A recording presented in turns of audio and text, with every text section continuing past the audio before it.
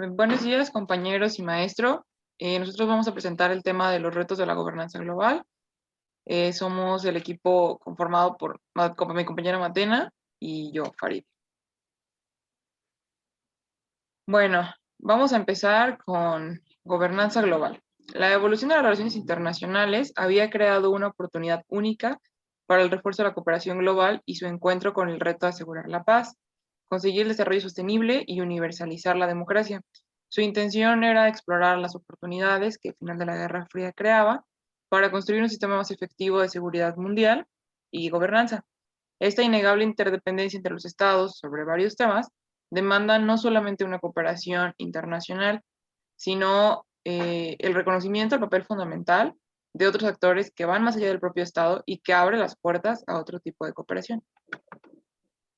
La necesidad de mejorar la gobernanza global en un mundo en el que una gran parte de las amenazas son precisamente de carácter global ha sido puesta de manifiesto en numerosas ocasiones. Entendemos por gobernanza global una guía de reglas internacionales con el propósito de garantizar el entendimiento común de los estados para la resolución de los problemas globales. Esto implica esfuerzos colectivos, mecanismos informales como las prácticas y las normas, y mecanismos formales como los acuerdos institucionales, leyes y políticas comunes. La gobernanza global busca la homogeneidad global con el fin de alcanzar ideologías similares. En ese sentido, la gobernanza global sería el punto medio dentro del sistema internacional que resulta de los esfuerzos de los estados por mantener una homogeneización mundial mediante la creación de instituciones que sirvan al sistema internacional como promotoras de la cooperación y que ayuden a garantizar la paz. El mundo es hoy, por definición, global y multicultural, abierto a las influencias mutuas de dinámicas que no siempre es posible controlar. Y esto es precisamente lo que hace a la gobernanza global actuar, la búsqueda de instituciones y la aplicación de mecanismos que ayuden a los estados a tener gobiernos democráticos fuertes y estables. Y entonces, ¿qué pasa? Pues que la transposición de este concepto que estaba pensado inicialmente para los estados a la sociedad internacional plantea algunos problemas que además se ven agravados en la época de la globalización, debido a que pues, el propio panorama de actores influyentes en el escenario internacional se ha hecho más complejo y ya no se limita solamente a los estados nacionales ni a las instituciones internacionales, sino que debe englobar una playa de organismos no gubernamentales con muy diversos intereses y agendas. La evolución de la gobernanza global se ha venido acompañada de un sinfín de cuestiones globales que abarca desde temas del cambio climático hasta la seguridad internacional. La gobernanza global no puede existir sin la globalización y es necesario entender que todo lo que este término conlleva se vuelve un reto o una fortaleza para la gobernanza global. Ahora voy a explicar qué es el Council of Councils. El Consejo de Relaciones Exteriores, Council of Foreign Relations, creó una iniciativa llamada Council of Councils, que tiene por objetivo conectar instituciones gubernamentales y no gubernamentales en un diálogo sobre la gobernanza global y la cooperación multilateral para hacer frente a los retos globales. Este consejo está conformado por 28 instituciones de los países más influyentes del mundo. Realiza conferencias anuales para dialogar sobre los retos globales y darles una solución. Durante el 2014 se realizó un informe donde se enlistaron los principales retos para la gobernanza global con una proyección hasta el 2030 y vamos a proceder a explicar algunos de ellos. Bueno, primeramente encontramos que los retos de la gobernanza global están enfocados alrededor de los objetivos de desarrollo sostenible. Aparentemente, pues no hay equidad en la forma en la cual se integran las propuestas entre el sector empresarial, que son las grandes empresas transnacionales, y los grupos de la sociedad civil, unidos en coaliciones y redes transnacionales. Esto, pues bueno, genera un choque de intereses entre las organizaciones de sociedad civil y las organizaciones no gubernamentales e incluso entre los estados que tienen iniciativas para alcanzar los objetivos de desarrollo sostenible, en el sentido de que si no se ponen de acuerdo con las empresas, pues no se pueden alcanzar y finalmente es un choque de intereses por una.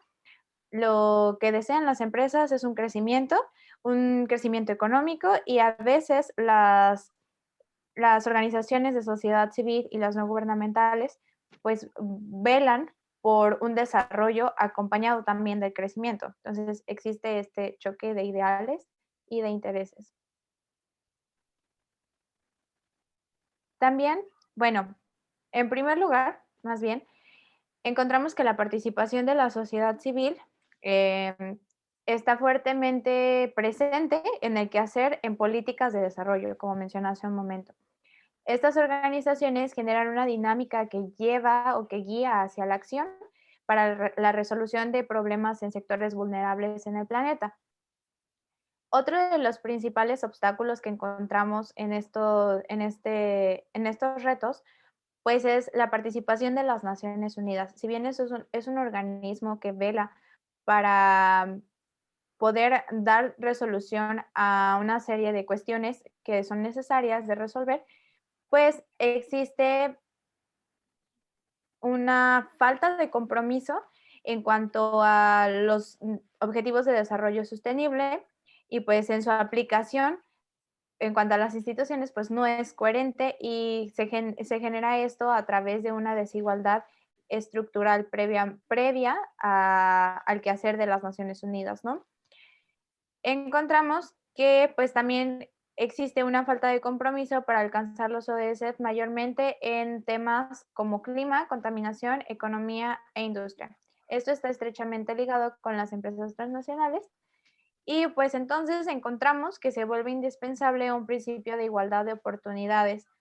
De modo, mientras no haya un principio de igualdad de oportunidades o una participación más activa y reconocida de las organizaciones no gubernamentales como de sociedad civil, pues la gobernanza global terminaría siendo un fracaso. Es necesario que las grandes instituciones o las instituciones globales permitan y den voz y voto a otras organizaciones, otros actores no gubernamentales, porque principalmente ellos son los que generan esta acción y pues en muchas ocasiones los cambios más significativos.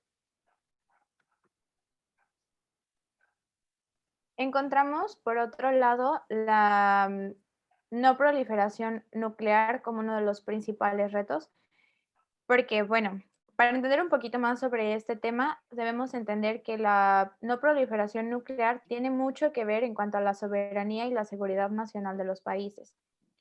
Encontramos que actualmente existe un grupo de 4 países que se le considera la segunda generación nuclear.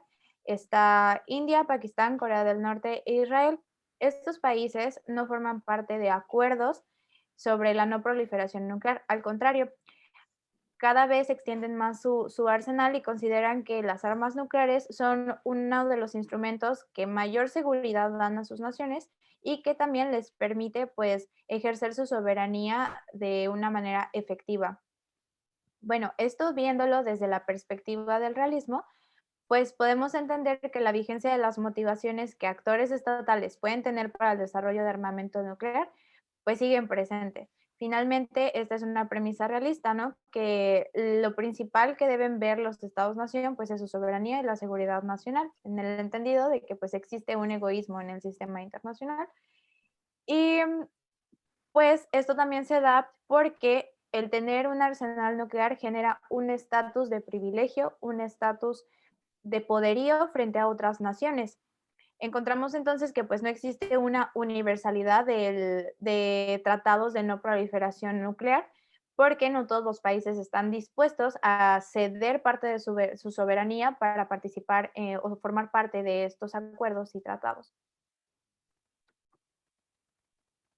Sin embargo, encontramos antecedentes o ejemplos que son caso de éxito que podrían dar un poco de esperanza en cuanto a la no proliferación nuclear.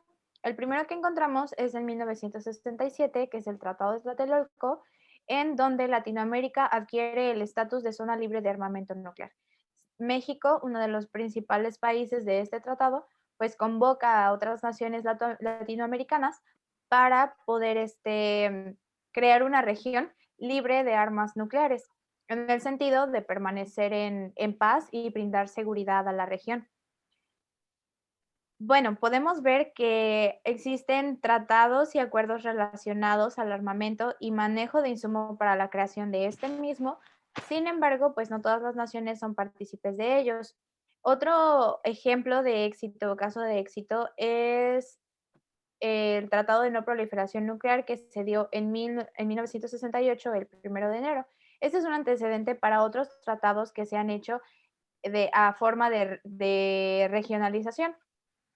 Sin embargo, pues como mencionamos, no todos los países están dispuestos a formar parte de ellos por el riesgo que supone desde una mirada realista a su soberanía y a su seguridad nacional.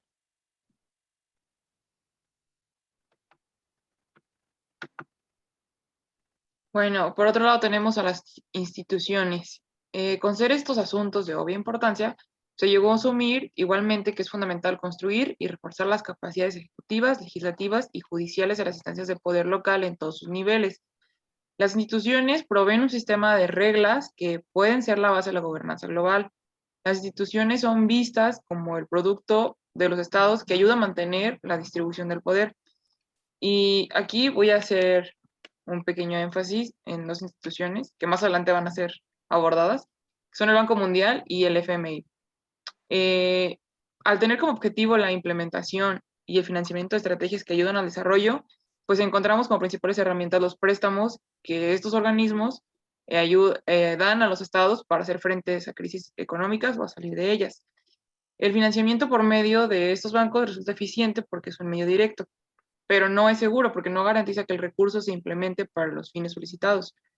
Por ello es necesaria la creación de políticas que ayuden a determinar las posibilidades y los niveles de acción que cada miembro de estas instituciones tiene, así como la creación de reglas que ayuden a los estados a tener un control más efectivo de sus recursos y de sus acuerdos. Pese a ello, los avances han sido escasos e incluso el organismo que debería haber sido el eje central de esta gobernanza, las Naciones Unidas, ha sido en no pocas ocasiones ninguneado y marginado. Tenemos también la gestión del sistema económico global como reto para la gobernanza global. Y bueno, podemos ver que a lo largo de la historia y actualmente contamos con crisis económicas. Estas crisis económicas conllevan desigualdades y desempleo en la mayor parte de los casos y que generan estos problemas estructurales, ¿no? Como mencionó mi compañera Faride, uno de los principales puntos a abordar sobre la gestión del sistema económico global es la participación de las instituciones. En este caso, pues encontramos que dos de las instituciones más relevantes para el manejo de la economía mundial es el Banco Mundial y el FMI. Estos pues tienen la función de apoyar a los países a través de préstamos y financiamientos en shocks o incluso con proyectos y programas para mejorar su desarrollo económico y su crecimiento. Sin embargo, pues la gestión del sistema económico global a veces se enfrenta a retos que están fuera de lo planeado por las instituciones. Ejemplo de ello, pues es la actual pandemia de COVID-19. Aquí quisiera abordar otro punto que va ligado con las instituciones y es el papel de las transnacionales en el desarrollo de empleos y gestión de regreso a la normalidad. ¿Por qué? Porque, bueno, encontramos que atraviesa pues tres objetivos de desarrollo sostenible importantes. El número 1, el 8 y el 4. El primero, pues, es poner fin a la pobreza. El número 8, un trabajo decente y crecimiento económico. El número 4, educación de calidad. Es importante entender que pues parte de la gestión del sistema económico tiene que alcanzar o el reto de la gobernanza global en este aspecto es alcanzar o cumplir con los objetivos de desarrollo sostenible que están presentes en esta diapositiva. Porque, bueno, ejemplo de ello es el ODS número 4 y el 8. ¿Por qué están tan relacionados con la economía? El número 4, porque para poder tener un trabajo digno y bien remunerado es importante una educación de calidad.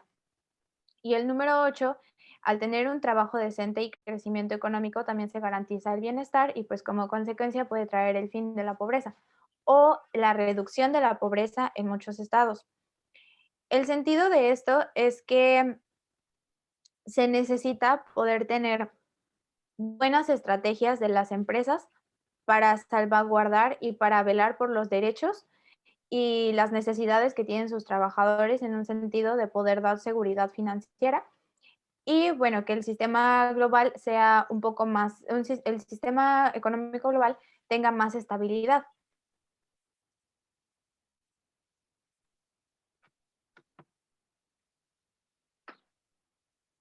Entonces, pues la profundización en los sistemas de gobernanza global debe ir acompañada de cambios en las instituciones que deben garantizarla. Como mencionó mi compañera Faride, el papel de las instituciones y su reforzamiento en sus políticas, en sus programas, es muy importante para que otros engranes del sistema internacional se puedan acomodar y finalmente se pueda dar un correcto funcionamiento de él.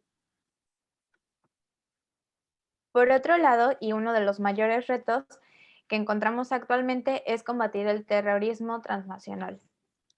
Uno de los principales actores terroristas que nosotros podemos encontrar es el Estado Islámico. Constantemente, desde el 11 de septiembre, ha habido ataques terroristas en diferentes regiones del mundo. Estos grupos extremistas pues generan tensiones y fortalecen conflictos en diversas zonas del mundo como Medio Oriente, Asia y África. Para ello, pues se abre un foro global de lucha contra el terrorismo. Aquí encontramos que pues finalmente la gobernanza global también tiene que estar innovando y más bien adaptándose a los contextos que se van dando para poder dar soluciones pertinentes a los problemas y a los asuntos que se van generando que atañen pues a la sociedad internacional. Ejemplo de ello, pues como ya mencioné, el Foro Global de Lucha contra el Terrorismo. Y a través de ello se aborda pues posibles soluciones para contrarrestar las acciones de grupos extremistas. También, a raíz de este foro, se ponen en marcha dos iniciativas importantes. La primera es el Instituto Internacional para la Justicia y el Estado de Derecho y el segundo, el Community Fund Global, una asociación público-privada cuyo objetivo es financiar programas de base comunitaria para luchar contra el extremismo.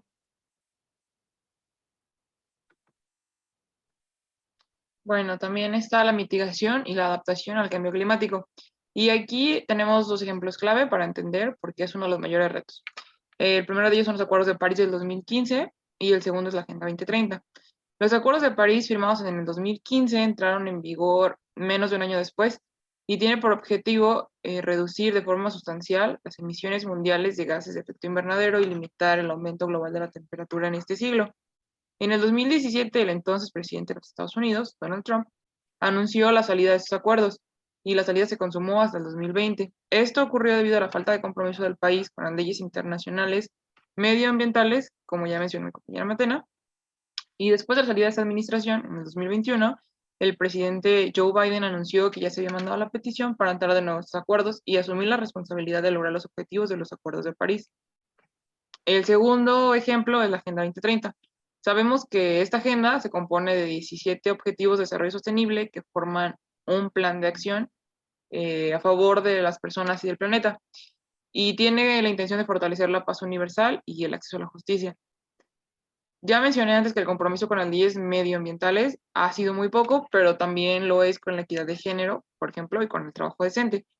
Por ello es que se creó esta agenda con un afán de darle continuidad a los objetivos de los milenios, perdón, y erradicar la pobreza y la hambruna del mundo.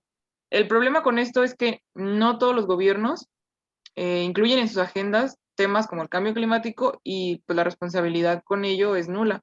Entonces, al ser un problema global, pues se necesitan acciones globales que vayan desde el nivel de acción local hasta el internacional y la falta de reconocimiento de otros actores como los no estatales también dificulta el pleno desarrollo de las acciones a favor del medio ambiente. Las ONG son actores muy importantes en este tema, pues son el puente entre los líderes globales y los ciudadanos. Teniendo más conocimiento de las problemáticas reales, funcionan como excelentes portavoz en foros y en reuniones de líderes mundiales y pueden ayudar a la toma de decisiones de estos líderes. Día con día vemos cómo las acciones por el clima aún son vistas como unas metas muy lejanas y con muy poca participación. Y por otro lado está la promoción de la salud. Aquí, pues, este tema ha cobrado hoy más que nunca la importancia dentro del sistema internacional. Y aquí hay una relación muy importante, la salud y la seguridad. Bueno, está aquí puesto delincuencia organizada. Lo voy a pasar a explicar. La economía criminal de narcotráfico se vuelve una parte principal de la economía nacional de muchísimos estados, por ejemplo, pues, México.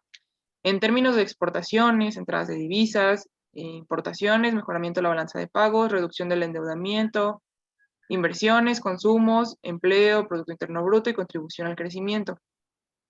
Sin embargo, aunque el crimen organizado ofrece muchos empleos en muchos casos, supone un riesgo alto a la salud y al bienestar de los ciudadanos, en el entendido de que la salud es el estado completo de bienestar físico, mental y social, y no solamente la ausencia de afecciones o de enfermedades. Por ello es que la seguridad es parte del reto global para garantizar la salud. Y también está la recién crisis sanitaria por el COVID-19. La gobernanza global, como ya vimos, tiene muchas fortalezas, pero también existen espacios que no son reconocidos hasta que pasan fronteras, como es el caso actual de la pandemia que vivimos. ¿Y qué pasó? Pues que la emergencia sanitaria se salió de control de las instituciones que fueron creadas para estos temas, como la OMS, y entonces la cooperación y los acuerdos multilaterales vinieron al plano. Pero sabemos que también el interés nacional merma la capacidad de acción de los demás estados y la respuesta por parte de estos organismos tampoco es vinculante para solucionar este problema por el estado de soberanía que cada estado tiene. Aquí encontramos al interés nacional en una relación con las vacunas. El reto de esto está en las acciones de los estados y su colaboración con otros, así como la respuesta ante problemas como este, que sin duda no se quedan dentro de los territorios y que dañan no solamente a las personas, afectan todos los ámbitos y por ende requiere esfuerzos entre los diversos actores del sistema internacional. Bueno, y esa es la definición que da la OMS de la salud. La salud es un estado de completo bienestar físico, mental y social y no solamente la ausencia de afecciones o de enfermedades, que como ya lo dije, pues va muy ligado con el tema de la seguridad también.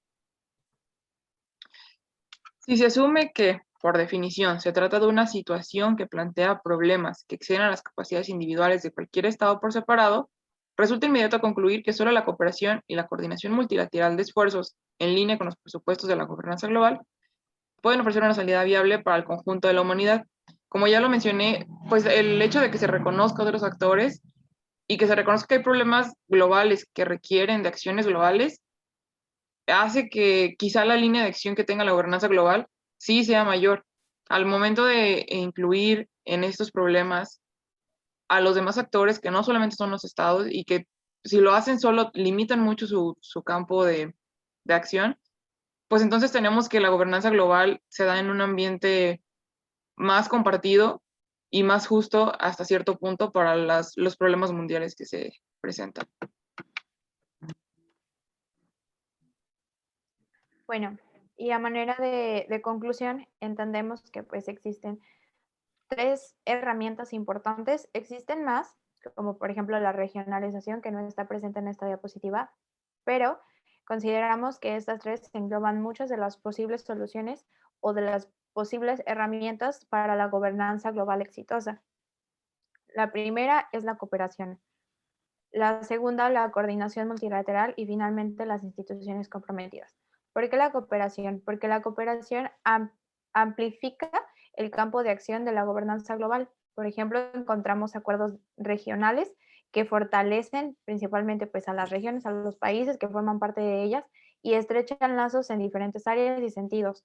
La coordinación multilateral, la participación de otros actores que no sean gubernamentales potencia también la capacidad de acción y de solución para diferentes problemas que enfrenta la sociedad internacional. Finalmente, pues la participación de los individuos, como mencionó mi compañera Faride, a través de las organizaciones no gubernamentales y de sociedad civil, es uno de los más importantes, porque son de los principales promotores de cambio y de acción que existen.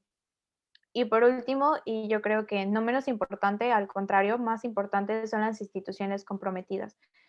De alguna forma, las tres se complementan y sobre todo el hecho de que existan instituciones que realmente desean generar un cambio y que están comprometidas con hacerlo es una de las cosas más importantes. Como mencionamos en las primeras diapositivas con los primeros retos, existe una falta de compromiso de las instituciones. La ONU no tiene propuestas que sean vinculantes, muchas veces son recomendaciones.